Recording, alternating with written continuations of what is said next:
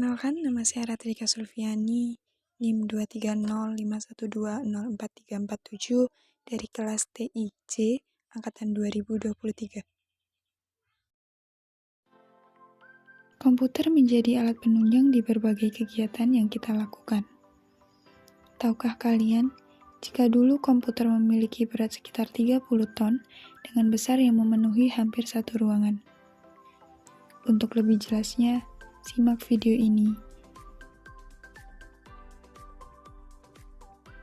Video ini dibuat untuk memenuhi tugas mata kuliah sistem operasi dengan dosen pengampu Bapak Agus Prihanto, SDMKom.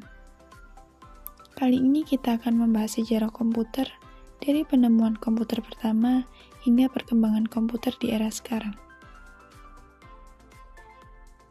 Sebelum ke pembahasan, kita akan mempelajari terkait apa itu komputer. Komputer berasal dari bahasa Inggris, tepatnya dari kata kerja to compute, yang berarti menghitung atau mengkomputasi. Oleh karena itu, komputer bisa didefinisikan sebagai alat untuk melakukan perhitungan aritmatika. Perhitungan aritmatika hanya terbatas pada operasi-operasi tertentu seperti penjumlahan dan perkalian. Namun, seiring berjalannya waktu, komputer modern tidak hanya digunakan untuk proses perhitungan matematika. Selain itu, ada juga yang mendefinisikan komputer sebagai alat bantu olah data. Masukan yang diberikan oleh pengguna akan diolah dan dikeluarkan dalam bentuk teks, gambar, suara, maupun video. Komputer juga dapat menyimpan dan memproses data di bawah pengawasan sistem operasi yang bertugas. Komputer pertama kali diciptakan oleh Charles Babbage pada tahun 1822. Latar belakang penciptaan alat ini adalah ketertarikan Babbage akan perhitungan tabel matematika yang sering kali mengalami kesalahan. Oleh karena itu, Babbage mengembangkan mesin hitung mekanik untuk meminimalisir kesalahan perhitungan yang dilakukan manusia. Karena temuannya ini, beliau dijuluki Bapak Komputer.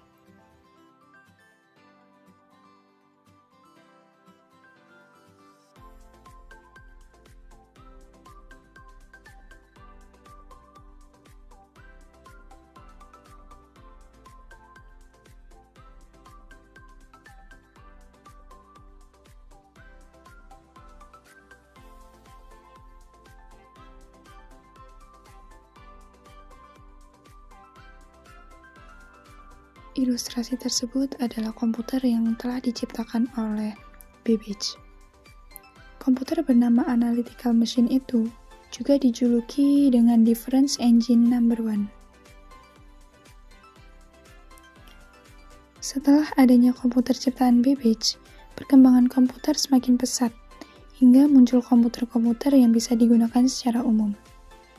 Namun, sebelum itu, perhitungan matematika masih terbatas dengan alat hitung tradisional yang masih banyak digunakan sebelum tahun 1940-an. Contoh dari alat hitung tersebut antara lain: pertama, abakus, yang kini lebih sering kita dengar dengan istilah sempoa. Abakus sendiri ditemukan sekitar tahun 500 sebelum Masehi. Alat ini terbuat dari biji-bijian yang disusun berdampingan dalam sebuah rak. Cara kerjanya yakni dengan menggeser biji satu persatu. Kemudian yang kedua, kalkulator roda numerik 1 yang ditemukan oleh Blaise Pascal di tahun 1692. Saat itu Pascal menggunakan alat ini untuk membantu ayahnya dalam melakukan perhitungan pajak. Kotak kuningan yang digunakan disebut Pascaline yang menggunakan 8 roda putar bergerigi. Alat ini hanya bisa digunakan untuk melakukan operasi penjumlahan dengan bilangan berbasis 10. Kemudian yang ketiga, ada kalkulator roda numerik 2 yang ditemukan oleh Gottfried Wilhelm Leibniz pada tahun 1694. Cara kerja alat ini sama dengan pendahulunya, yakni menggunakan roda-roda bergerigi. Dengan mempelajari catatan dan gambar yang dibuat oleh Pascal, Leibniz dapat menyempurnakan alatnya. Operasi perhitungan yang bisa dilakukan tidak hanya terbatas dalam penjumlahan, tetapi juga pengurangan, perkalian, dan pembagian.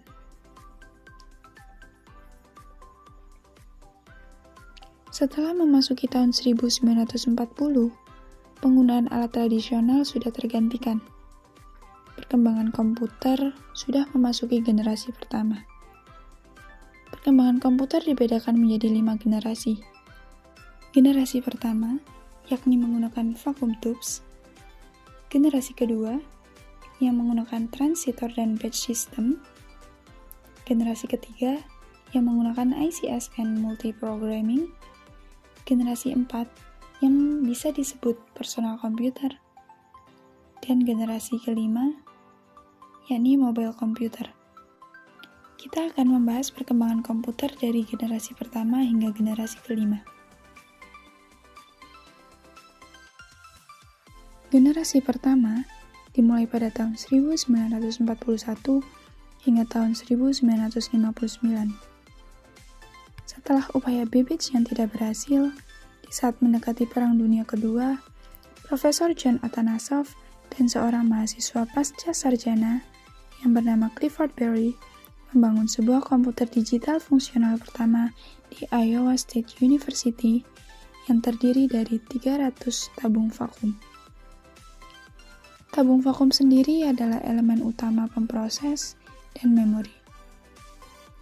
Karakteristik komputer pada zaman tersebut ditandai dengan ukurannya yang besar, menggunakan tabung vakum dengan jumlah yang amat banyak, memakan tenaga listrik ribuan watt, menggunakan bahasa mesin, dan hanya dapat digunakan oleh orang yang terlatih.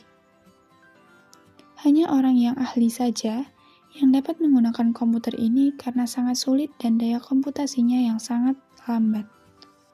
Contoh dari komputer di generasi pertama ini adalah ENIAC yang dibangun oleh William Mauchly dan seorang mahasiswa pasca sarjana yang bernama J. Presper Eckert di Universitas Pennsylvania. Kemudian ada juga EDVAC yang dibuat oleh John von Neumann dan timnya di Institute for Advanced Study di Princeton, New Jersey, yang juga merupakan pengembangan dari ENIAC. Contoh lain yakni Colossus dan EDVAC. Selanjutnya, generasi kedua yang dimulai pada tahun 1959 hingga tahun 1965. Komputer generasi kedua ini dimulai dengan pemakaian transistor sebagai pengganti dari tabung vakum sehingga ukurannya lebih kecil dibandingkan generasi pendahulunya. Komputer pada generasi ini sudah menggunakan memori inti magnetik yang berfungsi untuk menyimpan data, sehingga lebih cepat dalam pemrosesan data, serta bahasa mesin yang telah digantikan dengan bahasa assembly. Penggunaan transistor digadang-gadang dapat lebih cepat, lebih handal, dan dapat menghemat biaya produksi dibandingkan tabung vakum. Contoh komputer generasi kedua adalah Stretch, Lark, Dell PDP-H, IBM 1401, dan IBM 7090. Selanjutnya, generasi ketiga yang dimulai pada tahun 1965 hingga tahun 1971. Penemuan baru ditandai dengan munculnya IC dalam komponen komputer. IC merupakan singkatan dari Integrated Circuit. IC diciptakan oleh Jack Billy pada tahun 1958. IC ini merupakan kepingan kecil yang mampu menampung banyak komponen menjadi satu. Kelebihan IC antara lain menyatukan berbagai komponen dalam suatu chip tunggal sehingga ukuran komputer menjadi semakin kecil tanpa menurunkan kinerja yang dihasilkan. Bahkan semakin meningkatkan kinerja. Komputer generasi ketiga merupakan perkembangan yang paling pesat dari perkembangan komputer yang ada. Contoh komputer generasi ketiga adalah IBM System 360, DEC PDP-11, IBM System 370, dan lain sebagainya. Selanjutnya, Komputer generasi keempat yang dimulai pada tahun 1971 hingga 1980. Generasi ini dimulai ketika penemuan MOSFET dan integrasi berskala besar yang kemudian membawa ke pengembangan mikroprosesor. Seiring dengan lajunya waktu, perkembangan komputer sebagai alat pemrosesan semakin meningkat pesat, terutama pada generasi ini. Datanya yang semakin bertambah berbanding terbalik dengan ukurannya yang semakin kecil dengan didukung oleh kemampuan memori yang lebih besar. Harganya pun semakin murah disebabkan komponen-komponennya telah diproduksi dan dijual secara massal, atau Very Large Scale IC. Melihat perkembangan dunia komputer yang tingkat pertumbuhannya sangat tinggi, mulai dari generasi awal hingga sekarang, dapat kita prediksikan bahwa karakteristik komputer pada generasi mendatang. Mungkin saja, komputer nantinya tidak harus didikte oleh manusia, tetapi ia sudah dapat melakukan segala sesuatunya sendiri. Contoh komputer generasi keempat adalah yang biasa kita sebut PC atau personal computer. Teknologi IC komputer generasi ini sangat berbeda dengan komputer mikro dan komputer mini serta mainframe. Beberapa teknologi IC pada generasi ini adalah prosesor 6086, 8286, 8386, 8486, Pentium 1, Celeron, Pentium 2, Pentium 3, Pentium 4, Dual Core, Core 2 Duo, Quad Core, Core i3, i5, i7, EV Bridge yang dibuat oleh Intel, dan ada juga AMD K6, Athlon, dan sebagainya. Generasi ini juga mewujudkan satu kelas komputer yang disebut komputer super. Selanjutnya, komputer generasi kelima yang dimulai di tahun 2000-an hingga masa depan. Generasi kelima ditandai dengan teknologi paralel dan networking. Awalnya, internet hanya sebatas antar komunitas saja. Namun, karena teknologi yang semakin maju, kini dunia terasa tidak ada batas jarak dan waktu. Sudah banyak ditemukan web browser dan jangkauan komunikasi di seluruh dunia yang tidak terbatas jarak dan waktu. Sampai saat ini, komputer generasi kelima yang semakin canggih dan sedang dilakukan penelitian tentang komputer generasi keenam yang pastinya akan lebih praktis, efisien, hemat waktu, dan biaya. Pada generasi kelima, seluruh dunia dihubungkan dengan internet dan tidak mengenal batas, jarak, dan waktu. Generasi ini juga dilengkapi dengan artificial intelligence yang membuat komputer dapat melakukan percakapan dengan manusia, memberikan masukan fisik, dan belajar dari pengalamannya sendiri. Dan untuk contoh komputer yang digunakan, bisa dilihat dari yang digunakan sekarang, mulai dari notebook super tipis, kemunculan tablet serta handphone yang awalnya berfungsi sebagai alat komunikasi, tapi sudah bisa melakukan tugas seperti komputer. Tak hanya itu, semakin banyak komputer kuantum lanjutan, kecerdasan buatan tingkat lanjut, hingga antarmuka manusia dan komputer yang semakin intuitif. Demikian tadi sejarah komputer yang dibagi dari era sebelum 1940 dan setelah 1940 dengan 5 generasi perkembangan. Masing-masing memiliki ciri perkembangan yang semakin maju hingga sekarang. Sebelum mengakhiri video ini, saya akan menyimpulkan pembahasan kali ini, yang mana perkembangan komputer dimulai dari penggunaan alat hitung tradisional yang prosesnya membutuhkan waktu yang sangat lama dan terbatas. Kemudian, memasuki generasi pertama, yang mana komputer masih berbentuk tabung vakum yang ukurannya sangat besar. Di generasi kedua, muncul transistor yang menggantikan kinerja tabung vakum.